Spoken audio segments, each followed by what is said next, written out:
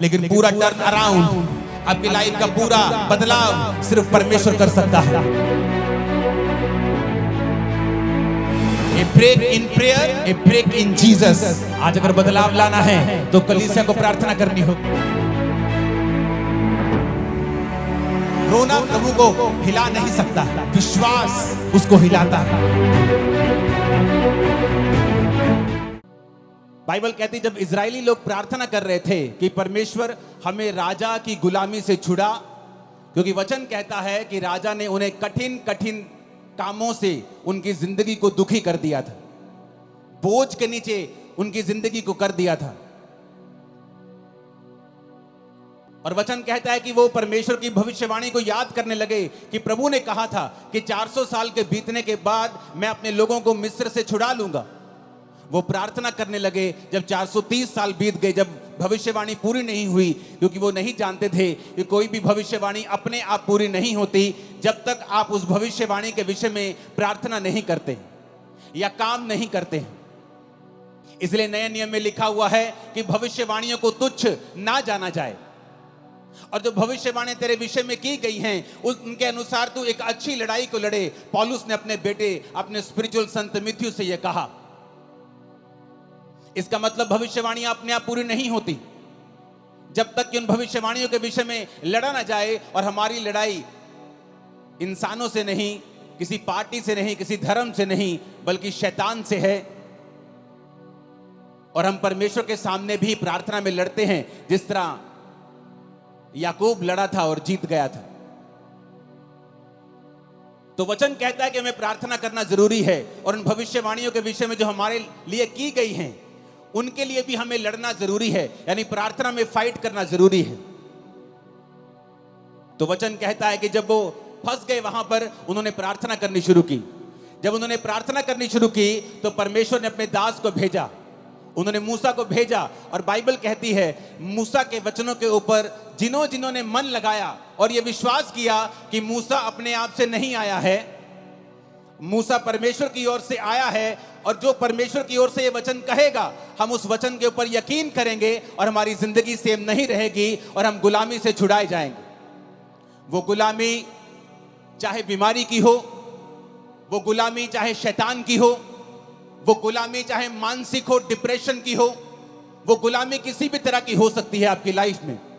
लेकिन वचन ये कहता है कि जब आप परमेश्वर के वचन को सुनते हैं और फैसला कर लेते हैं कि आज से मैं अपना दिल दिमाग परमेश्वर के वचनों के ऊपर लगाऊंगा, तो वचन कहता है वो गुलामी नहीं रहती। परमेश्वर आपको बंधनों से छुड़ाता है और गुलामी से छुड़ाता है। और उस वचन को जो उसने मूसा को दिया था और लोगों को छुड़ा लिया था, आज मेरा विश्वास है कि परमेश्वर जो वचन आपके लिए देने वाले हैं वो पूरी तरह से आपको और आपके परिवार को छुड़ा लेगा।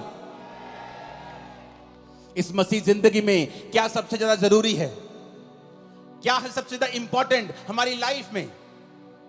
आज जितने क्रूसेड्स आज तक मैंने किए हैं, मैं one of the most important word मैं आज आप लोगों के लिए लेके आया हूं। कल रात से मैं परमेश्वर की प्रेजेंस में था, अपने परिवार के साथ नहीं था, और प्रभु से कह रहा था कि परमेश्वर तेरा आत्मा मुझ पे जाहिर करे कि तू अपने लोगों से क्या कहना चाहता है। तो वचन कहता है याकूब 5 उसकी 16 से 20 आयत में, इसलिए तुम आपस में एक दूसरे के सामने अपने अपने पापों को मान लो और एक दूसरे के लिए प्रार्थना करो जिससे चंगे हो जाओ। धर्मी जन की प्रार्थना के प्रभाव से बहुत कुछ हो सकता है। एलिया भी तो हमारे समान दुख सुख भोगी मनुष्य था, और उसने गिड़गिड़ाकर प्रार्थना की कि मेह ना बरसे, तो 3.5 साल बारिश यानी मेह नहीं बरसा। फिर उसने प्रार्थना की, आकाश से वर्षा हुई और भूमि फलवंत हुई। हे मेरे भाइयों, यदि तुम में से कोई सत्य के मार्ग से भटक जाए और कोई उसको फेर लाए, तो वह ये जान ले जो किसी भटके हुए पापी को फेर लाएगा, हर एक प्राणी को उस प्राणी को वो मृत्यु से बचाएगा और उसके पापों के ऊपर वो पर्दा डालेगा। सब बोलो आमीन। एक डेविड नाम का व्यक्ति, जिसके अंदर इंडिया को बचाने का बोझ था, जब वो इंडिया में आया तो उसको भाषा नहीं आती थी, लेकिन वो एक बात जानता था कि वचन कहता है कि प्रार्थना के प्रभाव से बहुत कुछ हो सकता है। एलिया भी तो हमारे समान दुख और सुख भोगी मनुष्य था, क्योंकि जिनकी जिंदगियों से मिरेकल्स होते हैं या जिनकी लाइफ में मिरेकल होते हैं, लोगों को लगता है कि शायद ये आसमान से उतरा हुआ पुरुष है कोई, इसलिए इसके जब ये प्रचार करता है या ये प्रार्थना करता है, लंगड़े चलते हैं, शायद ये स्वर्ग से उतरा है। लेकिन वचन ये कहता है, क्या फर्क था एक आम व्यक्ति में और एक एलिया में? एलिया भी तुम्हारे समान दुख सुख भोगी मनुष्य था, यानी उसके जीवन में दुख भी आते थे, उसके जीवन में तुम्हारी तरह सुख भी आते थे। लेकिन बाइबल कहती है कि वो तुम्हारे समान हमारे समान दुख सुख भोगी मनुष्य था। लेकिन जब उसने प्रार्थना की कि मैं ना बरसे, तो मैं नहीं बरसा। अपने पड़ोसी को बोलो, ध्यान से सुन, आज तेरी जिंदगी बदलने वाली है। जब वो परमेश्वर का दास डेविड इंडिया में आया, उसे भाषा नहीं आती थी। उसने कहा कोई बात नहीं, अगर मुझे भाषा नहीं आती तो परमेश्वर तो मेरी प्रार्थना को सुन सकता है। वो कबीले में गया जहां लोग उसके खिलाफ हो गए। वो प्रार्थना करने लगा और उसने अपना जीवन प्रार्थना वाला कर लिया और घुटनों पे आकर रोज घंटों घंटों वो प्रार्थना किया करता था। एक दिन उस कबीले वाले ने सोचा कि ये फॉरेनर हमारे धर्म को बदलने के लिए आया है, जबकि वो ये नहीं जानते थे कि प्रभु यीशु मसीह धर्म को बदलने के लिए नहीं, वो जीवन को बदलने के लिए आए थे। लोगों ने देखा कि ये धर्म बदलने के लिए शायद आया है, तो बहुत से कबीले इकट्ठे होकर उसे मारने के लिए गए। जब उसे मारने के लिए गए, जहां जंगल में वो प्रार्थना कर रहा था, उसके सामने खड़े हो गए और जब उसे मारने लगे तो सांप उन लोगों के सामने आ गए और सांपों ने उन लोगों को इस डेविड को मारने नहीं दिया। डेविड बहुत लंबा समय नहीं जिया, जल्दी खुदा के पास गया, लेकिन उसकी सेवकाई एक प्रार्थना की सेवकाई थी। और हिस्ट्री कहती है कि उस प्रार्थना के कारण जो उसने रोज रोज परमेश्वर के सामने की, परमेश्वर ने उस कबीले के ऊपर दया की और एक बड़ी बेदारी दी। आज वो सब लोग परमेश्वर में हैं, मसीह में हैं, सच्चाई को जान चुके हैं। जॉन हाइडी नाम का इंसान, जिसे जॉन हाइडी ऑफ इंडिया कहते हैं, जबकि वो इंडियन नहीं था, वो एक अमेरिकन इंसान था। और उसके अंदर एक बोझ पैदा होता है कि मैं जाऊंगा और जो लोग बचे नहीं हुए, जो लोग परमेश्वर में नहीं हैं, जो सच्चाई नहीं जानते, मैं जाऊंगा और उन लोगों को बचाऊंगा। लेकिन उसने प्रार्थना करनी शुरू की। रोज वो 14-14 घंटे वो प्रार्थना करता था। इतनी वो प्रार्थना करता था कि एक दिन जब वो बीमार हो गया, डॉक्टर के पास उसे लेके गए, तो डॉक्टर ने बताया कि आप एक जगह जैसे झुक के जब प्रार्थना करते हैं, आपने इतनी लंबी लंबी प्रार्थनाएं की हैं कि आपका हार्ट जो है वो शिफ्ट हो चुका है और अपनी जगह से थोड़ा दूर जा चुका है, इसलिए आप बीमार हैं। आपके हार्ट की थोड़ी पोजीशन जो है वो चेंज हुई है, आपकी बॉडी में इतने बदलाव हुए हैं। लेकिन डॉक्टरों के कहने के बावजूद भी वो प्रार्थना करता रहा, रोज प्रार्थना करता रहा, अपने घुटनों के ऊपर प्रार्थना करता रहा। और एक समय ऐसा आया कि परमेश्वर ने जिस इलाके में उसको भेजा था, उस इलाके में एक बेदारी शुरू हुई। लाखों लाखों करोड़ों लोग परमेश्वर में आने शुरू हुए। जब आज आप उन इलाकों में जाकर देखेंगे तो 100%, 90% लोग मसीह में आ चुके हैं और परमेश्वर को ग्रहण कर चुके हैं। कारण क्या? एक व्यक्ति ने बाइबल के वचनों को समझा। उसने समझा कि एलिया भी हमारे समान दुख और सुख भोगी मनुष्य था, लेकिन उसने फैसला किया कि मैं प्रार्थना करूंगा। एलिया कहां नजर आता है? एलिया कहीं नजर नहीं आता बाइबल में एकदम से आपको। वो कहीं ऐसा नहीं है कि बाइबल में जब पहला राजा की पुस्तक शुरू होती है, दाऊद का जिक्र होता है, दाऊद के बाद पहले शाऊल राजा बनता है, उसके बाद दाऊद राजा बनता है, फिर सुलेमान राजा बनता है, सुलेमान के बाद उसके बेटे राजा बनते हैं, उसके पोते पड़पोते राजा बनते हैं, परमेश्वर में खड़े नहीं रहते, वो गिर जाते हैं। तब तक भी एलिया का जिक्र नहीं आता। लेकिन जब बाइबल कहती है पहला राजा 17 में जब एलिया का जिक्र आता है, पहला राजाओं 17 उसकी 1 से 6, तिशबी एलिया जो गिलाद के परदेशियों में से था, उसने अहाब से कहा। अहाब भी इजराइल का राजा था जिसने इजाबेल से शादी कर ली थी और वो सब कुछ परमेश्वर के वचन के विरोध में कर रहा था और परमेश्वर उससे खुश नहीं था। वचन कहता है कि एलिया एकदम से पहला राजा उस 17 में प्रकट होता है। उससे पहले एलिया की कोई जानकारी नहीं थी। एलिया कोई वीआईपी इंसान नहीं था। एलिया कोई राजाओं के खानदान से नहीं था। एलिया किसी प्रॉफिट्स के खानदान से नहीं था। लेकिन एकदम से वो प्रकट होता है और ये कहते हैं तिशबी एलिया। जैसे हम बोलते हैं वो पहाड़ी आदमी, वो पंजाबी आदमी, वो हरियाणवी आदमी, वो यूपी का भाई, वो बिहारी आदमी, उसी तरह कहते हैं तिशबी एलिया एकदम से प्रकट होता है। इजराइल के परमेश्वर के नाम में शपथ खाकर वो राजा के सामने जाके बोलता है कि राजा मेरे कहे बिना ना तो बारिश आएगी ना तो ओस पड़ेगी। लेकिन उससे पहले वो एक बात और कहता है एक आयत में तिशबी एलिया जो गिलाद के परदेशियों में से था, उसने अहाब से कहा इज़राइल का परमेश्वर यहोवा जिसके सम्मुख में उपस्थित रहता हूं। एलिय्याह कहता मैं आया हूं राजा, उस परमेश्वर के सामने जिसके सामने मैं उपस्थित रहता हूं। ऐसा जन जिसके कहने से आसमान बारिश देना बंद कर गया 3.5 साल। एक ऐसा पुरुष जिसने प्रार्थना की और आसमान खुल गया फिर 3.5 साल बाद।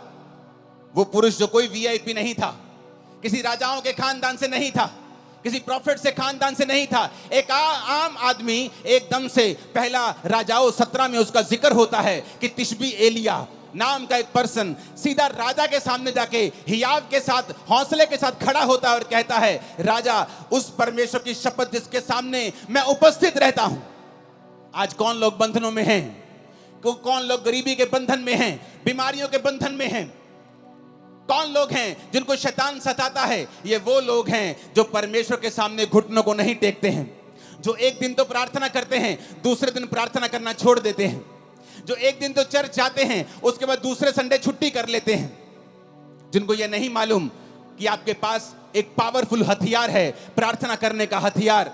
आपके पास अधिकार है, आपके प्रार्थना के प्रभाव से बाइबल कहती है बहुत कुछ हो सकता है। लेकिन आज शैतान ने विश्वासियों को भटका दिया है। आपका फोन आपकी प्रार्थना का स्थान ले चुका है। आपका व्हाट्सएप, आपकी फेसबुक और इंस्टाग्राम आपकी प्रार्थना का स्थान ले चुका है। जब भी आप प्रार्थना करने के लिए बैठते हैं, आपको काम याद आता है, आपको व्हाट्सएप याद आता है, आपकी मम्मी आपको कॉल करने लगती है, आपकी बेटी आपको तंग करने लगती है, क्योंकि शैतान नहीं चाहता आप प्रार्थना करें। तिशबी एलिय्याह बाइबल कहती है एक आम इंसान था। आप सोचते हैं मैं एक आम इंसान हूं, मैं कैसे अपनी जिंदगी को बदल सकता हूं? मेरा परदादा भी गरीब था, मेरा दादा भी गरीब था, मेरा बाप भी दिहाड़ी करता था, मैं भी गरीब हूं, तो परमेश्वर मुझे कैसे, हमारे परिवार में इतने सालों से चल रहा, कैसे बदल सकता है? लेकिन वचन कहता है एलिय्याह भी तुम्हारे समान दुख और सुख भोगी मनुष्य था, लेकिन जब उसने प्रार्थना की बेना बरसे तो मैं नहीं बरसा, जब उसने प्रार्थना की मैं बरसे तो मैं बरसा। ऊंची आवाज में बोलो हालेलुया। हम प्रार्थना के महत्व को समझते हैं। एक पास्टर प्रार्थना कर रहा था और काम कर रहा था। बहुत साल उसने सेवा की, लेकिन इतने रूहें नहीं बचा पाया। उसको आंखों का रोग हो गया।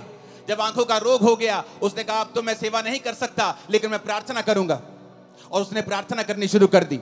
जब उसने प्रार्थना करनी शुरू की, परमेश्वर ने एक पास्टर, 2 पास्टर भाई थे, उनके दिल में डाला कि वो जाएं और उस जगह के ऊपर प्रचार करें। और हिस्ट्री बताती है कि जब उसने प्रार्थना की तो रिवाइवल शुरू हुआ। वो 16-16 घंटे, 14-14 घंटे रोज प्रार्थना करता था। और उस जगह पे जब रिवाइवल आया तो 1 लाख लोग रोज यीशु मसीह को अपना जीवन देने लगे और पूरा इलाका परमेश्वर में आ गया। कारण प्रार्थना। कारण ये नहीं था कि वो दुनिया के बेस्ट बाइबल स्कूल में पढ़े थे या वो दुनिया के सबसे ऊंची यूनिवर्सिटी में पढ़े थे। उन्होंने बाइबल के वचन को समझ लिया था कि जब तू प्रार्थना करेगा मैं रास्तों को खोलूंगा, मांगो तो दिया जाएगा।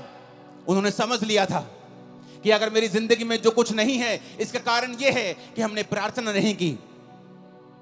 जॉन हैडी, जिसकी वजह से पूरे का पूरा इलाका, पूरे की पूरी स्टेट्स परमेश्वर में है, वो कहता था आज प्रार्थना करने वाले लोग बहुत कम हैं और रोने वाले प्रार्थना में उससे भी कम हैं और आहें भरने वाले प्रार्थना में तो है ही नहीं है। क्योंकि आज हम पवित्र आत्मा को समय नहीं देते कि वो आए और हमारे अंदर से हमको इस्तेमाल करे। आज प्रार्थना का जीवन नहीं है, इसलिए शैतान ये बात जानता है। वो बात जानता है, इसीलिए वो आपकी लाइफ में काम करता है। लेकिन वचन ये कहता है अगर आप इस प्रार्थना की पावर को समझ जाएंगे, अगर आप समझ जाएंगे आपके पास एक अधिकार है और आप परमेश्वर से प्रार्थना कर सकते हैं, जब तक वो उत्तर ना दे तब तक प्रार्थना कर सकते हैं, आपकी लाइफ कभी भी सेम नहीं रहेगी। मेरी लाइफ में जब मसीह में आने के कितने साल बाद भी जब मेरी लाइफ में चंगियाई नहीं थी और मैं सेवकाई में आ चुका था, तो पवित्र आत्मा मुझे एक ही बात बोलता था कि तुझे पवित्रताई में रहना है, क्योंकि पवित्रताई में रहने से तो अपनी जिंदगी का बड़े से बड़ा अटैक खत्म कर सकता है। चाहे वो तेरे शरीर के ऊपर हो, तेरी आत्मा के ऊपर हो, तेरे फाइनेंस के ऊपर हो, तेरी सेवकाई के ऊपर हो। अगर तू पवित्रताई में चलेगा और गंदगी नहीं करेगा, व्यभिचार नहीं करेगा, चोरियां नहीं करेगा, तो परमेश्वर तेरी जिंदगी से बड़े बड़े बंधनों को तोड़ देगा। और दूसरा, पवित्र आत्मा ने कहा अगर तू प्रार्थना करेगा, ये टीम जो मेरे पीछे खड़ी है उनमें से कुछ लोग 20 साल से मेरे साथ हैं। ये लोग जानते हैं किस तरह से जब 2014, 13, 12 की बात है, मैं अपने प्रार्थना रूम में जब ये भी मेरे साथ होते थे, जब प्रार्थना करने के लिए बैठते थे तो रोज 6 घंटे 5 घंटे इनके साथ अकेले मैं प्रार्थना करता था। इनके बाद उठ के फिर मैं अपने रूम में प्रार्थना करता था, उसके बाद रात को प्रार्थना करता था। मेरा सारा दिन प्रार्थना में बीतता था और मैं खुद नहीं जानता था कि मैं इतनी प्रार्थना कर रहा हूं, क्या परमेश्वर मुझे उत्तर देगा। लेकिन वचन कहता है उसमें की गई मेहनत कभी व्यर्थ नहीं जाती। वो आपकी प्रार्थनाओं को सुनता है। जो प्रार्थना आपने 10 साल पहले भी की हैं, प्रभु उनको भी सुनता है। और वचन कहता है कि वो अपने खोजने वालों को प्रतिफल देता है। यानी कि जब आप प्रार्थना करते रहते हैं और उसके साथ परमेश्वर को खोजना नहीं छोड़ते, आप चर्च नहीं छोड़ते, आप फास्टिंग नहीं छोड़ते, बाइबल पढ़ना नहीं छोड़ते, आप संगति नहीं छोड़ते, तो परमेश्वर सारी प्रार्थनाओं का उत्तर देता है। मेरे जीवन में भी ऐसा ही हुआ। जो मेहनत मैं करता गया, जो प्रार्थना मैं करता गया, एक समय आया मसीह में आने के 10 साल बाद परमेश्वर सारी प्रार्थनाओं का उत्तर देने लगा और आज मेरे जीवन में सारी प्रार्थना के उत्तर आ चुके हैं। लेकिन आज भी थोड़े दिन पहले की बात है, जब मैं अपने प्रार्थना के रूम में गया, मैं आपको एक टेस्टिमनी दूंगा, उससे पहले एक वचन हम और पढ़ेंगे। प्रेरितों के काम 3 उसकी 1 से 8 आयत में लिखा है, पतरस और यूहन्ना तीसरे पहर प्रार्थना के समय चर्च में जा रहे थे और लोग एक जन्म के लंगड़े को ला रहे थे, जिसको वो प्रतिदिन मंदिर के उस द्वार पर जो सुंदर कहलाता है बैठा देते थे कि वो चर्च में जाने आने वाले उसे भीख मांगे। उस भिखारी ने पतरस और यूहन्ना को चर्च में जाते देखा और उससे भीख मांगी। पतरस ने यूहन्ना के साथ उसकी ओर ध्यान से देखकर कहा, हमारी ओर देख। और वह कुछ पाने की आशा से उनकी ओर ताकने लगा। तो पतरस ने कहा, चांदी और सोना तो मेरे पास नहीं है, परंतु जो मेरे पास है वह तुम्हें देता हूं। यीशु मसीह नासरी के नाम से चल फिर। उसने दाहिना हाथ पकड़कर उसे उठाया। उसके पांव और टखनों में तुरंत बल आया। वो उछलकर खड़ा हो गया, चलने फिरने लगा, चलता कूदता प्रभु की स्तुति करता हुआ उस चर्च में गया। वचन कहता है आज बहुत से लोग चाहते हैं कि उनकी मिनिस्ट्रीज में लंगड़े चलें, उनकी जिंदगियों से भी बड़े बड़े काम हों, जब वो प्रचार करें उनकी मिनिस्ट्री से भी बड़े बड़े काम हों। लेकिन अगर आप ध्यान से बाइबल पढ़ेंगे तो पतरस और यूहन्ना उस समय लंगड़ा चलाने के लिए या हीलिंग करने के लिए चर्च में नहीं आ रहे थे। वचन कहता है वो प्रार्थना करने के लिए चर्च में जा रहे थे। उनके लिए प्रार्थना इतनी इंपॉर्टेंट थी कि वो घर बैठ के प्रार्थना नहीं करना चाहते थे। वो ऐसे ही उठे कि तीसरा पहर है, चलो प्रार्थना करने के लिए वो घर से निकलते थे। प्रार्थना करने का एक इंपॉर्टेंस, एक महत्वता, एक बड़ा स्थान उनकी लाइफ में था। आज लोग कैसे प्रार्थना करते हैं? मोबाइल ऑन करके, टीवी ऑन करके, बच्चों के साथ कुकर के ऊपर दाल चढ़ा के, राजमा चढ़ा के, और साथ साथ में देखते भी रहेंगे कितनी सीटी हो गई। जैसी आपकी प्रार्थना है फिर वैसा ही रिजल्ट है। टूटी हुई प्रार्थना, बिना फोकस की प्रार्थना और टूटी हुई जिंदगी और टूटा हुआ रिजल्ट, चाहे वो सेवकाई में हो चाहे वो लाइफ में हो। इधर वो जा रहे हैं, कहां?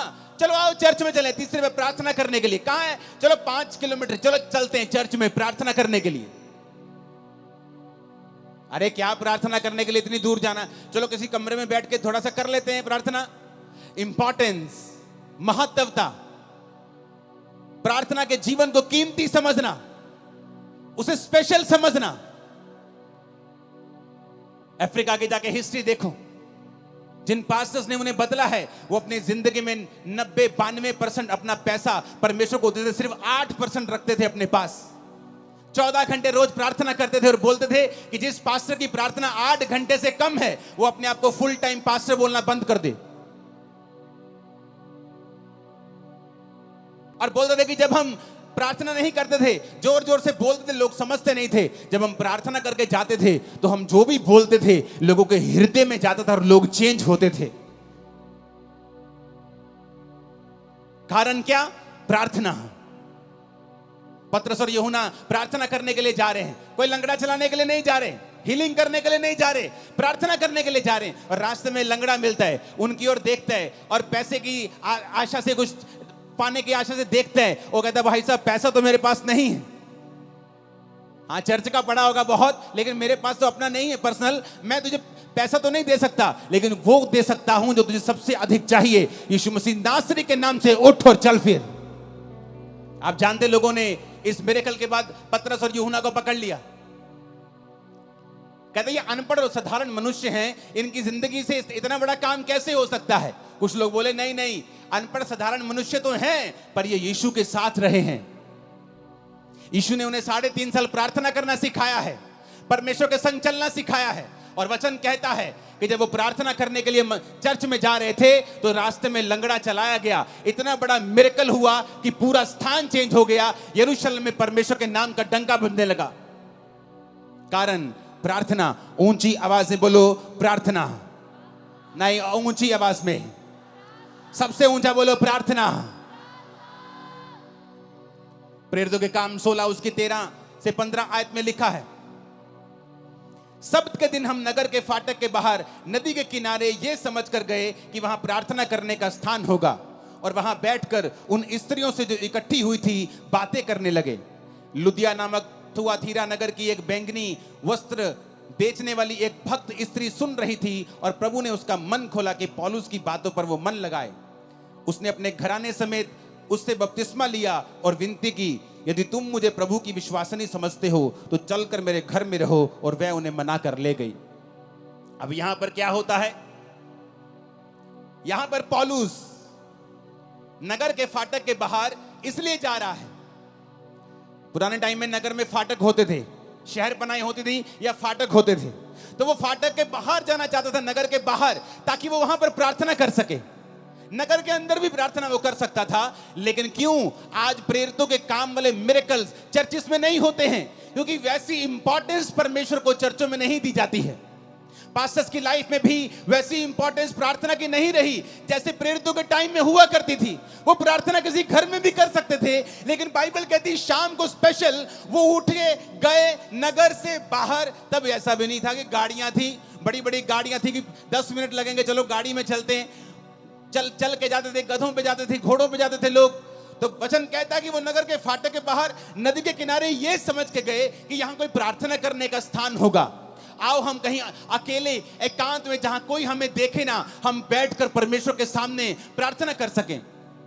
पौलुस को किसी चीज की जरूरत नहीं थी, कोई उसको बीमारी नहीं थी, उसको कोई बरकत नहीं चाहिए थी, लेकिन परमेश्वर के साथ एक रिलेशनशिप, प्रभु के साथ एक संबंध। प्रार्थना उसका रिजल्ट है कि जब आप परमेश्वर के साथ जुड़ जाते हैं, आप रोज उसके साथ समय बिताना चाहते हैं। और वो जा रहा है नगर के बाहर, और नगर के बाहर नदी के किनारे कि यहां कोई प्रार्थना करने का स्थान होगा। और वहां पर उसे एक औरत मिलती है जो बहुत अमीर थी, बहुत ही ऐसी औरत जिसका समाज में एक प्रभाव था। और वो परमेश्वर के वचन जब वो बातें करने लगता है, ये समझ गया कि यहाँ कोई नहीं होगा, लेकिन वहां पे बहुत सी औरतें होती हैं। तो पौलुस प्रचार करने लगता है, और वो औरत भी ध्यान से सुनने लगती है। और जैसे जैसे वो सुनने लगती है, परमेश्वर का आत्मा उसे छूता है, और जब उसको छूता है उसका घराना और वो बपतिस्मा लेने लगते हैं, और बपतिस्मा लेके पौलुस को अपने घर ले जाते हैं। हमें क्या शिक्षा मिलती है यहां से? कि पौलुस भी प्रचार करने के लिए वहां नहीं गया, पौलुस भी प्रार्थना करने के लिए वहां जा रहा था। लेकिन जब वो प्रार्थना करने के लिए वहां जा रहा था तो वहां उसे प्रचार करने का मौका मिला। पतरस भी प्रार्थना करने के लिए चर्च में जा रहा था, लेकिन वहां उसे चंगाई करने का मौका मिला। तो हम क्या देखते हैं? वो सेवकाइयां जिनकी सेवकाइयों से ज्यादा हीलिंग्स होती हैं, और रूहें भी उन्हीं सेवकाइयों में बचती हैं जिन्होंने प्रार्थना को प्रथम स्थान दिया हुआ है, जिनकी जिंदगी में प्रार्थना प्रथम स्थान के ऊपर है। जो लंगड़ा चलाने के लिए प्रार्थना नहीं कर रहे, वो प्रार्थना करने के परमेश्वर के सामने उन्हें जाना है। वो प्रचार करने के लिए बाइबल नहीं पढ़ रहे, वो पढ़ रहे हैं क्योंकि परमेश्वर के साथ उन्हें समय बिताना है। और प्रार्थना करने के लिए नदी के किनारे कहीं बाहर जा रहा है, और परमेश्वर उसे वहां पर मौका देता है कि वो प्रीच करे। यानी रूहें भी प्रार्थना करने का रिजल्ट है, रूहें बचना, और चंगाई भी प्रार्थना करने वाली मिनिस्ट्री का ही रिजल्ट है। आज हम भूल चुके हैं। एज ए बिलीवर हमारा पहला काम है परमेश्वर के सामने रोज जाना और प्रार्थना करना, क्योंकि शैतान कुछ भी करेगा, आपकी प्रार्थना के जीवन को वो खत्म करने की कोशिश करेगा। क्योंकि जिस दिन आपकी प्रार्थना लग गई, प्रार्थना में ब्रेक लग गई, उस दिन जीसस से आपकी ब्रेक लग गई। A break in prayer, a break in Jesus. प्रार्थना में ब्रेक का मतलब है जीसस से ब्रेक लग जाना। शैतान ये बात को जानता है। बाइबल पढ़ के देख लो, जहां जहां प्रार्थना हुई वहां वहां परमेश्वर ने बहुत सी चीजों को बदला है। जिन्होंने प्रार्थना नहीं की वो विष मांगते रह गए हैं। आपका परमेश्वर परमेश्वर है, वो जीनी नहीं है कि आप उस रगड़ेंगे और वो निकलेगा और आप कहेंगे मुझे ये चाहिए। वो परमेश्वर है, उसका वचन कहता है मांगो तो दिया जाएगा, ढूंढो तो तुम पाओगे, खटखटाओ तो तुम्हारे लिए खोला जाएगा। तुमने कंप्लेंट की है अपने पास्टर से, अपने पति की कि ये नशा करता है, अपने बेटे की नशा करता है, लेकिन कभी प्रार्थना नहीं की। हाँ मैंने की है प्रार्थना। कितनी देर? आधा घंटा। एक बार की? अच्छा रोज की? हाँ मैंने 2 महीने की। उसके बाद मैंने प्रार्थना करनी बंद कर दी। मैं चर्च में भी कम जाती हूँ, कभी कभी जाती हूँ बड़ी मीटिंग में, लेकिन मैं पास्टर को रोज फोन करके तंग करती हूँ कि मेरे लिए, मेरे बेटे के लिए प्रार्थना करना। वचन कहता हर एक व्यक्ति अपना बोझ स्वयं उठाएगा। आपका पास्टर आपको वचन देगा, हाँ वो आपके बेटे के लिए प्रार्थना भी करेगा, लेकिन परमेश्वर ने आपकी ड्यूटी लगाई है, तू बच, तेरा घराना बचाया जाएगा। तू कैसे बचेगा, तू कैसे बचेगी अगर तेरी प्रार्थना जीरो है तो? एक आदमी को परमेश्वर ने कहा मैं तुझे इस्तेमाल करूंगा, इस जगह पे, इस नगर में, मैं इस देश में तुझे इस्तेमाल करूंगा। वो चला गया। पवित्र आत्मा ने कहा प्रार्थना करनी पड़ेगी। प्रार्थना करता था रोज, क्योंकि उसको चर्च से पैसा नहीं लेना था, तो वो शाम तक काम करता था, शाम के बाद आता था और प्रार्थना करता था। जब कुछ साल रिजल्ट नहीं आया तो उसने फैसला किया कि अब मैं काम नहीं करूंगा, अब मैं सिर्फ प्रार्थना करूंगा। तो परमेश्वर ने उसका कुछ इंतजाम किया, कुछ रिटायरमेंट का इंतजाम किया, पैसों का इंतजाम किया कि वो 24 घंटे प्रार्थना कर सके, और वो लगातार उस देश के लिए प्रार्थना करने लगा। 7 साल के बाद जब वो लगातार प्रार्थना करने लगा, उस देश में एक लॉ पास हो गया, सारे वेश्या के अड्डे, सारी दारू की दुकानें बंद हो गईं, और देश के 99% लोगों ने परमेश्वर को ग्रहण कर लिया। उसकी इंटरव्यू हुई, लोग उसके पास आके पूछने लगे क्या किया आपने, आपने ऐसा क्या किया कि ये सारे लोग परमेश्वर में आ गए? उसने कहा आओ मैं तुम्हें दिखाता हूं। वो अपने प्रार्थना के कमरे में उन्हें ले गया, और लकड़ी का कालीन था, सॉलिड लकड़ी का, और उसमें घुटनों के निशान पड़े हुए थे। उसने कहा ये मेरा मूल्य है परमेश्वर के सामने, जो मैंने इन लोगों के लिए प्रार्थना की है, और परमेश्वर ने मेरी प्रार्थना को सुना है। आप अकेला प्रचार करेंगे बिना प्रार्थना के, बिना प्रभु की हुजूरी के, लोगों के हृदय कभी छिदेंगे नहीं, वो कभी परमेश्वर को ग्रहण नहीं कर पाएंगे, कभी परमेश्वर के वचन को समझ नहीं पाएंगे। आपको पवित्र आत्मा की फायर और ताकत चाहिए आपके प्रचार के पीछे, कि वो लोगों के हृदयों में जाए, और वो आज से वायदा करके जाए कि परमेश्वर आज से कुछ भी हो जाए, मैं रोज प्रार्थना करूंगा, घंटों घंटों प्रार्थना करूंगा, तेरी हजूरी में आऊंगा, और मैं आपको वायदा करता हूं अगले कुछ महीनों और सालों के अंदर अंदर वो आपको छुड़ाएगा और सबसे ऊंचे स्थान के ऊपर लेके जाएगा। वो आपकी बेइज्जती को पूरी लाइफ के लिए खत्म कर देगा, आपकी लाइफ में नई शुरुआत को वो देगा। आमीन। ऊंचा और खतरनाक वाला चाहिए चर्च। ऊंची आवाज में हालेलुया बोलो 7 बार, जरा ऊंची आवाज में।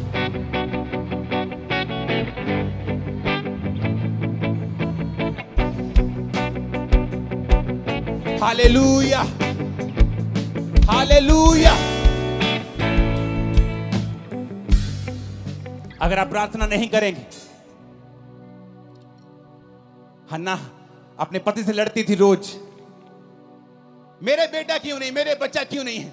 वो कहता मैं क्या परमेश्वर हूं, मैं क्या खुदा हूं, मेरी दूसरी पत्नी के है, अगर तेरे नहीं, तब 1 से ज्यादा शादियां होती थी पुराने नियम में।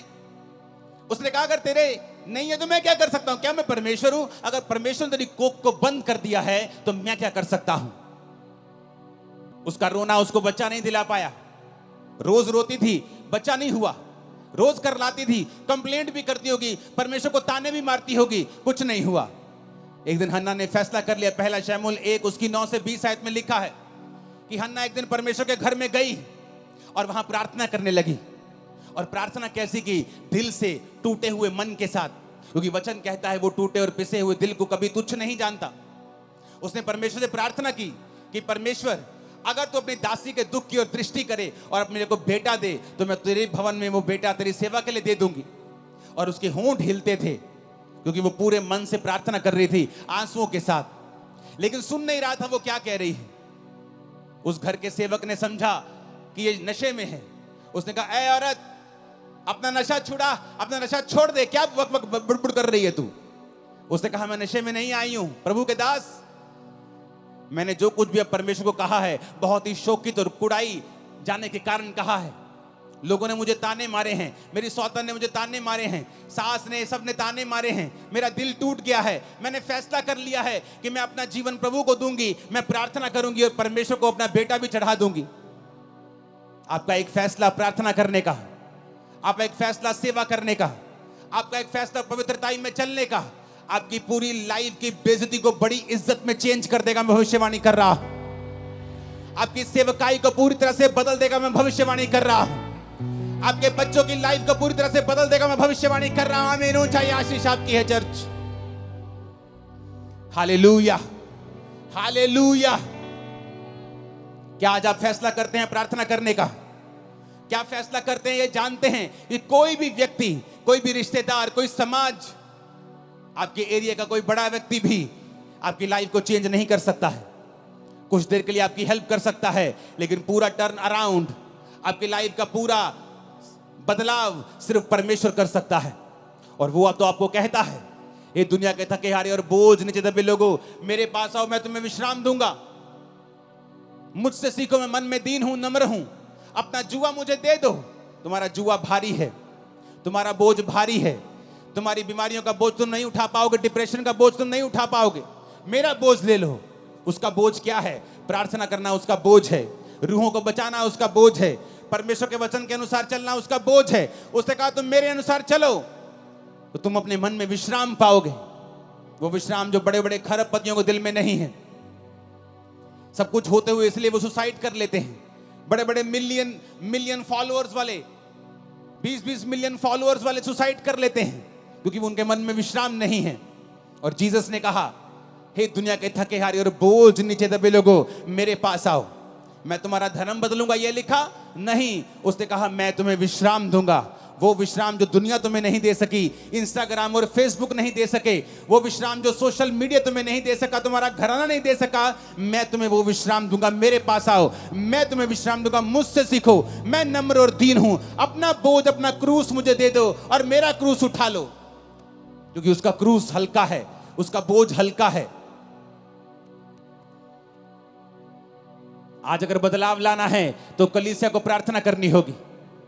उसको रोज परमेश्वर की प्रेजेंस में जाना होगा और घंटों परमेश्वर की हुजूरी में बिताने होंगे। देखना फिर क्या होता है। आज बहुत से कम विश्वासी ऐसे हैं जो बेदारी के लिए प्रार्थना कर रहे हैं। बहुत से कम विश्वासी हैं, आप में से बहुत से कम ऐसे होंगे जिसने इस एरिया की बेदारी के लिए प्रार्थना की है। जब आप परमेश्वर के कामों के लिए इस्तेमाल होने लगते हैं, आप प्रभु के लिए, दासों के लिए, प्रभु की सेवकाइयों के लिए, प्रभु के राज्य के लिए प्रार्थना करने लगते हैं और प्रभु के सामने रोज जाने लगते हैं, वो आपके पर्सनल कामों में भी करता है। आपके पर्सनल कामों को भी प्रायोरिटी पे करता है। आपकी हीलिंग को भी वो करता है, आपको चंगा भी करता है, आपके घराने को बचाता भी है, आपको ब्लेस भी करता है, गरीबी के दलदल से आपको बाहर भी निकालता है। जो होने वाला है आज रात के बाद, आप आए किसी और तरीके से, जाएंगे नहीं यीशु मसीह के सामर्थी नाम से। आप हो सकता है एक बांझ के रूप में यहां आए हों, लेकिन एक फलवंत स्त्री के रूप में भविष्यवाणी करता हूं, यहां से जा रहे हैं वापिस यीशु मसीह के नाम में। आमीन। चाहिए आशीष आपकी है चर्च। आप तैयार हैं परमेश्वर को अपना जीवन देने के लिए? आप तैयार हैं प्रार्थना करने के लिए? वही परमेश्वर हन्ना को रोज देखता होगा। हन्ना रोज बुड़बुड़ करती है, मेरे पुत्र क्यों नहीं हैगा, मेरे कुड़ी क्यों नहीं हैगी। अपने हस्बैंड से रोज लड़ती है। हस्बैंड रोज कहना, मैं रब्बा, मैं कोई रब्बा, मैं की करा। लड़ाई उसको कुछ नहीं दे पाई, खाना नहीं खाती, खाना छोड़ देती थी, कुछ नहीं हुआ। और एक फैसला किया, एक दिन मैं जाऊंगी और प्रार्थना करूंगी। सब कुछ बदल गया। मेरी लाइफ, मेरी सेवकाई प्रार्थना से बदली है। सब कुछ प्रार्थना से बदला है, परमेश्वर ने किया है। जब आप अपनी रिक्वेस्ट को, विनती को धन्यवाद के सहित परमेश्वर के सामने ले जाएंगे, उसने कहा मेरी शांति तो तेरी समझ से परे है, तेरे अंदर वास करेगी, तेरे विचारों को सुरक्षित रखेगी। आज हम बेचैनी में घूमते हैं, हर टाइम बेचैनी, हर टाइम चिंता, हर टाइम चिंता, हर टाइम वरी। क्यों? क्योंकि हम प्रार्थना करने वाले लोग नहीं हैं। अगर हम प्रार्थना करेंगे तो चिंता नहीं रहेगी, प्रार्थना करेंगे डिप्रेशन नहीं रहेगा, प्रार्थना करेंगे बीमारियां नहीं होंगी, क्योंकि बाइबल कहती है मुझ में की गई मेहनत कभी व्यर्थ नहीं होती। परमेश्वर ने कहा। जब मैं परमेश्वर में आया और प्रभु के बारे में मुझे मालूम हुआ, जब पहली प्रार्थना मेरे सिर पर हाथ रख के हुई थी, मैं कंप्यूटर इंजीनियर था, तब पहली प्रार्थना में समझ आ गई थी, क्योंकि मैं सब जगहों पे जा चुका था, सुसाइड करने वाला था, लेकिन ये बीमारियां और ये डिप्रेशन, नशे मुझे छोड़ के नहीं जा रहे थे। जिस दिन पहली प्रार्थना में समझ आ गई थी कि मेरे जीवन में सचमुच परमेश्वर बड़े काम कर सकता है, जो पहला करंट मुझे प्रार्थना का लगा था, उससे मुझे समझ आ गई थी, लेकिन मैं हील नहीं हुआ, चंगा नहीं हुआ। और एक दिन पवित्र आत्मा ने मुझसे कहा वचन के जरिए, क्योंकि वचन मुझे पढ़ना पड़ता था, नहीं तो मेंटली अपसेट के अटैक होते थे मुझे, तो बाइबल पढ़ने से मेरे वो ठीक हो जाते थे। तो बाइबल पढ़ते पढ़ते वचन आया, हे मेरे प्रिय भाइयों, हियाव बांधो, दृढ़ रहो, क्योंकि तुम जानते हो मसीह में की गई मेहनत कभी व्यर्थ नहीं जाती। यहां लगा यह वचन दिल में, रेमा बन गया, मेहनत करनी शुरू की, 40 रोजे रखे, साल में 1 बार, 2 बार, 3 बार, 4 बार, 5 बार, 5वीं बार या 6ठी बार रोजे थे तो परमेश्वर ने मुझे छुआ और 2005 में उस डिप्रेशन से पूरी तरह आजाद कर दिया। आज 25 हो चुका, 20 साल से मैं पूरी तरह से आजाद हूं, नशे से, डिप्रेशन से। कारण क्या? प्रार्थना, जो परमेश्वर ने हमें अधिकार दिए हैं। आपने कंप्लेंट अपने पास्टर को की है कि आपने रोज प्रार्थना की है? आपने 2 महीने करके बंद कर दी, आपने लगातार प्रार्थना नहीं की। आपको वचन के ऊपर खड़े होना होगा जब अगर आप चाहते हैं रिजल्ट आए तो। संविधान में लिखा है अगर रजिस्ट्री आपके मकान की आपके नाम पर है तो कोई उस पर कब्जा नहीं कर सकता, लेकिन लोग कब्जा फिर भी कर लेते हैं। फिर आप क्या करते हैं? रोते हैं। क्या रोने से घर छूट जाएगा? आप लड़ेंगे, वो गैर कानूनी है। क्या करेंगे? आप केस करेंगे, कोर्ट में जाएंगे, संविधान के मुताबिक बताएंगे जज को संविधान में ये लिखा है और ये लॉ के मुताबिक ये मेरा मकान है। लेकिन आपको ये भूल गया कि बाइबल आपका संविधान है। शैतान ने आपकी सेहतों के ऊपर कब्जा किया हुआ है, आपके बच्चों को नशों में लगाया हुआ है, उसने आपके घराने पे, आपके फाइनेंस पे कब्जा किया हुआ है। आप सिर्फ रोते हैं, रोने से कुछ नहीं होगा। कंप्लेंट करते हैं, उससे भी कुछ नहीं होगा। आपको परमेश्वर के सामने जाना होगा, घुटने टेकने होंगे, हाथों को उठाना होगा, स्वर के परमेश्वर की ओर दुहाई देनी होगी और वो खोल देगा आसमान। मैं आपको फिर कह रहा हूं, वो आसमान खोल देगा और आपको उसी ऊंचाई पर लेके जाएगा जिसके लिए आपको उसने पैदा किया है। लेकिन हमें फैसला करना होगा कि हमारा सोता परमेश्वर है या नहीं। क्योंकि आपने कंप्लेंट भी करके देख ली, आपने रो लिया, अपने बच्चों से लड़ लिया, अपने हस्बैंड से लड़ लिया, अपनी वाइफ से लड़ लिया, अपने भाई से लड़ लिया, लड़के भी कुछ नहीं हुआ, रो लिया, करला लिया, कलेश डाल लिया, कुछ नहीं हुआ। परमेश्वर तुम्हें सिखाता है ना बल से ना शक्ति से, बल्कि उसकी आत्मा के द्वारा कि मेरे बेटे, मेरी बेटी, तुझे मेरे पास आना होगा। सेवकाई को चेंज करना है, मेरे पास आना होगा। जो लोग आपकी बात नहीं सुनते। 2011 में मैं बड़ा फ्रस्ट्रेट था। मिनिस्ट्री 7000 क्रॉस कर चुकी थी, 7000 की चर्च क्रॉस कर चुकी थी, लेकिन मैं बड़ा फ्रस्ट्रेट था क्योंकि मैं जैसा चाहता था वैसा काम नहीं होता था, टीम वैसा बिहेव नहीं करती थी। और मैं फ्रस्ट्रेट हुआ और मैं चला गया प्रार्थना में, देश को छोड़ दिया और 21 दिन के लिए प्रार्थना में चला गया। वो 21 दिन मैं अनमैरिड था, अपनी फैमिली से वैसे भी बहुत मैं कम बात करता था। मेरी मदर थी शायद, जो सेव हो चुके थे शायद 2011 में, वो भी नहीं हुए थे या एकदम से ताजे ताजे सेव हुए थे। कोई फैमिली मेंबर मुझसे बात नहीं करता था। बस 21 दिन सिर्फ प्रार्थना की। अपने होटल के कमरे में रहता था और जब प्रार्थना से उठता था तो मुझे मालूम नहीं होता था कि दोपहर का समय है कि रात का समय है कि सुबह है। मोबाइल छोटे होते थे, छोटा मोबाइल देखता कि कितना समय हो गया। फिर सोता था, फिर उठता था, प्रार्थना प्रार्थना। 21 दिन मैंने प्रार्थना की। जब मैं वापस आया, मेरी सेवकाई पूरी तरह से बदल गई। लोग मेरी बात सुनने लगे, टीम्स मेरी बात सुनने लगी। मेरे मन मुताबिक जो खुदा ने मुझसे चाहा था वैसा मेरी मिनिस्ट्री में काम होने लगा, क्योंकि परमेश्वर ने मुझे दिखाया कि तेरे प्रचार से भी कुछ नहीं होगा, तेरे चाहने से भी कुछ नहीं होगा, तेरे डेडिकेशन से भी कुछ नहीं होगा। जब तक तुम मेरे सामने घुटने नहीं टेकेगा, मेरे सामने नहीं आएगा। वो 21 दिन थे जब परमेश्वर ने मुझे सिखाया कि चाहे तेरी सेवकाई में 500 लोग हों या आने वाले समय के 5 लाख हों, तुझे रोज मेरी प्रेजेंस में बने रहना है, मेरी हजूरी में बने रहना है। तब समझ आई और उसके बाद मैं रोज अपने आप को प्रार्थना में देने लगा। अपनी लाइफ में प्रार्थना को प्रथम स्थान दिया। आज चाहे मैं शादीशुदा हूं, मेरे बच्चे हैं, मेरी फैमिली है, बड़ी सेवकाई चर्च है, सैकड़ों ब्रांचेस हैं, लेकिन मेरी प्रार्थना का समय बड़ा हुआ है, आगे से भी ज्यादा है मेरी प्रेयर का समय। क्योंकि मैं सीक्रेट जानता हूं, मैं ये भेद जानता हूं कि भेद है खुदा के साथ रहना, भेद है प्रार्थना करना, भेद है तुम दुख और सुख भोगी मनुष्य हो। एलिया कोई स्वर्गदूत नहीं था। राजा के सामने जाके बोलना कि राजा मेरी जिम्मेवारी से बोलता हूं, तेरे देश में बारिश नहीं आएगी, यानी तेरा देश भूखा मरेगा। आज तो जमीन के नीचे से पानी निकाल लेते हो समर्सिबल से, तब ऐसा नहीं होता था। कुएं खोदने पड़ते, निकले पानी ना निकले उस इलाके में जहां वो रहता था। उसने जिम्मेवारी ली। दिलेरी कहां से आई? प्रार्थना से।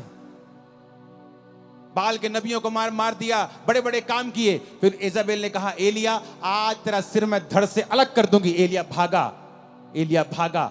उसका भागना, उसका डरपोकपन इस बात का सबूत था कि एलिया भी एक मनुष्य ही था। उसकी पहली दिलेरी इसलिए थी कि वो रोज प्रार्थना में समय बिताता था। उसके बाद जब इंसान विक्ट्री देखता है, जीत देखता है, इंजॉय करने लगता है, प्रार्थना भूल जाता है, तो शैतान फिर से उसे डराने लगता है। वो फिर से भागता है और खुदा से कहता है खुदा मुझे मार दे, मैं अपने वंशों से अच्छा नहीं हूं। परमेश्वर से रोटी देता है और पानी देता है, बोलता है खा, तुझे बहुत काम करने हैं। यानी एलिया भी स्वर्गदूत नहीं था, नहीं तो वो भागता थोड़ी। उस राजा से डरा नहीं, राजा की वाइफ से डर गया वो। प्रार्थना, प्रेयर्स। जब बड़े बड़े क्रूसेड्स होते हैं, लाखों लोग आते हैं क्रूसेड्स, लोग बोलते हैं अगले दिन आओ एंजॉय करते हैं, चलो आनंद मनाते हैं। हाँ आनंद करो, कोई बात नहीं, लेकिन अगली मीटिंग के लिए मुझे फिर खुदा के प्रेजेंस में ही जाना है, क्योंकि पिछले मसे से मैं अगला संडे नहीं चला सकता हूं। मैं अपने सोर्स को समझता हूं, अपने सोते को समझता हूं कि वो परमेश्वर है।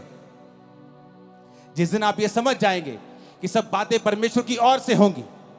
आप पौलुस को पढ़ के देखो, जब वचन कहता है कि उस औरत ने बपतिस्मा लिया, उसके घराने ने बपतिस्मा लिया, उसके बाद पढ़ के देखो क्या हुआ।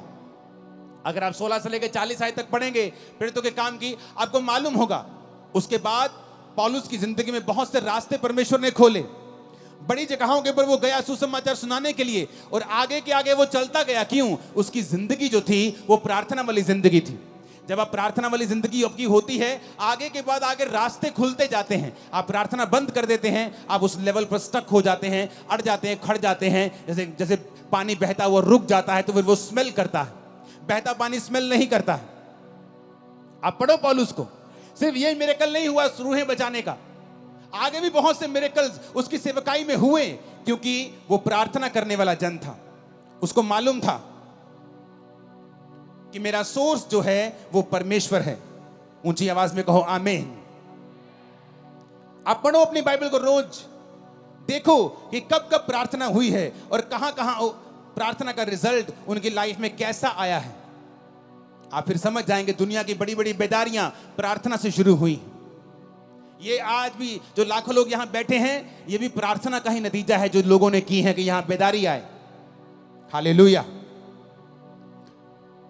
अगर आप वहां पे देखेंगे तो उसके बाद 16 आयत से, प्रेरितों के काम 16 उसकी 16 आयत से एक दुष्ट आत्मा को पौलुस निकालता है। जब वो जा रहा था, जो भविष्यवाणी करती थी फेक थी।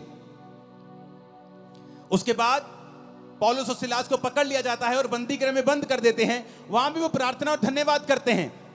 वहां का दरोगा, वहां के लोग जब भूकंप देखते हैं उस जेल में और परमेश्वर छुड़ा लेता है, उनको भी वहां बचाता है। देखो कितने मिरेकल जुड़े हुए हैं इसी घटना के साथ। कैसे हुए? प्रेयर्स के कारण, कि वो जानते हैं अगर हम प्रार्थना करेंगे तो स्वर्ग खुलेगा। प्रभु यीशु मसीह उससे ऊपर तो कोई नहीं है, लेकिन वचन कहता है 12 चेले चुनने से पहले प्रभु यीशु मसीह ने सारी रात प्रार्थना की। अगर वो परमेश्वर है तो फिर प्रार्थना करने की क्या जरूरत है? उसे सब मालूम है। लेकिन बाइबल कहती है वो संपूर्ण मनुष्य भी था और संपूर्ण परमेश्वर भी था, इसलिए उसे मनुष्य का पुत्र भी कहा जाता है और परमेश्वर का पुत्र भी कहा जाता है। सारी रात प्रार्थना की। कल आपकी बेटी का रिश्ता होने जा रहा है। आज रात को आप क्या कर रहे हैं? आप टीवी देख रहे हैं। कल आपने बड़े इंपॉर्टेंट काम के लिए जाना है। आज रात आप क्या कर रहे हैं? आप व्हाट्सएप पे हैं, आप इंस्टाग्राम पे रील्स देख रहे हैं। जिसकी तो रील्स देख रहे हैं उसको तो पैसे मिल रहे हैं, जिसको तो यूट्यूब पे आप फॉलो कर रहे हैं उसको तो पैसा मिल रहा है। आपको क्या मिल रहा है? इतने वेले मत बनो कि तुम अपने वैल्यू को, अपने टाइम की वैल्यू को पहचान ना सको। जो आज दुनिया में जिन्होंने कुछ किया है, उनके 4 हाथ और 2 दिमाग और 4 आंखें नहीं है। हमारी तरह 2 आंखें और 2 हाथ और 1 दिमाग ही है। अपने समय का सदुपयोग करो, उसे परमेश्वर में इन्वेस्ट करो, लगाओ उसे परमेश्वर में, और आप अच्छा समय काटने वाले हैं। मैं भविष्यवाणी करके जा रहा हूं, अच्छा समय मुकेरिया चर्च आप काटने वाले हैं। आमीन ऊंचा चाहिए। हालेलुया। पढ़ो बाइबल, देखो क्या हुआ है प्रार्थनाओं के बाद। आप ध्यान से बाइबल पढ़ेंगे, इस स्थिति से पढ़ेंगे कि मैं पढ़ना चाहता हूं, मैं देखना चाहता हूं क्या हुआ है प्रार्थना करने के बाद। कितने बदलाव आए हैं सेवकाइयों में, पर्सनल लाइफ में, मैरिड लाइफ में, बच्चों की जिंदगी में, फाइनेंशियल लाइफ में, सोशल लाइफ में। बहुत से बदलाव आप देखेंगे जिस दिन आप प्रार्थना करने का मन बना लेंगे। मैं करता जी, मैं नहीं करता जी प्रेयर, मेरी वाइफ बहुत करती प्रेयर। और वचन क्या कहता है कि आदमी को लीड करने के लिए चुना गया है। जब आदमी, घर का आदमी लीड नहीं करेगा, वो घर कहीं नहीं पहुंचेगा। औरत को जो आदमी लीड कर रहा है उसे संभालने का मसा दिया गया है। आज अगर इस सेवकाई में सैकड़ों ब्रांचेस हैं, उन्हें संभालने वाला मैं नहीं हूं, मेरी वाइफ है। स्पिरिचुअल सेवकाई करने वाला, प्रोटोकॉल बनाने वाला, दर्शन दिखाने वाला, आगे लेके जाना है, वो मेरा काम है। प्रभु क्या चाहता है, क्या बनाना है, नया क्या करना है, वो मेरा काम है। लेकिन जिस घर का आदमी प्रार्थना में नहीं होगा, यानी उस घर का अगुआ डेड है, तो फिर जो उस घर में है बस वाइफ वही संभाल के रखेगी। अगर वो उसके पास 200 है तो वो 200 को संभाल के रखेगी, 500 है तो 500 को संभाल के रखेगी, क्योंकि तुमने परमेश्वर से अगुवाई नहीं पाई है कि तुम आगे बढ़ सको। तुम आगे बढ़ोगे, तुम्हारी वाइफ उसे संभाल के रखेगी, पर तुम आगे तब बढ़ोगे जब परमेश्वर तुम्हारी आंखें खोलेगा और तुम्हारी अगुवाई करेगा। अब्राहम ने जब हाजिरा को निकाल दिया, इस्माइल को निकाल दिया, तो हाजिरा एक जगह जब रोटी पानी खत्म हो गया तो रोने लगी, और रोने लगी तो परमेश्वर ने कहा हाजिरा मत रो, क्योंकि मैंने उस लड़के की प्रार्थना को सुना है। उसने कहा, उसने ये नहीं कहा हाजिरा तेरे रोने को मैंने देखा है। स्वर्गदूत कहता तेरे को नहीं देखा मैंने, तू रोना परमेश्वर को हिला नहीं सकता।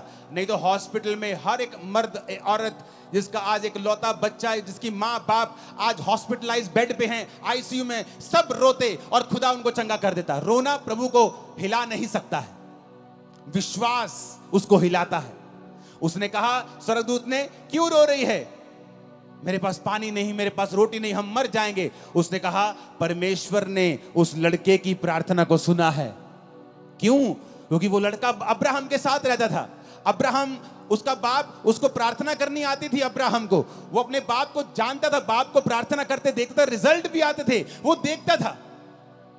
इसलिए जो लोग आज ऐसी चर्चों में जाते हैं जहां प्रार्थना का महत्व है, जो जीवित चर्चिस हैं, उनकी जिंदगियां बदलनी शुरू हो जाती हैं, क्योंकि वो अपने अगुओं को उस तरह से प्रार्थना करते देखते हैं।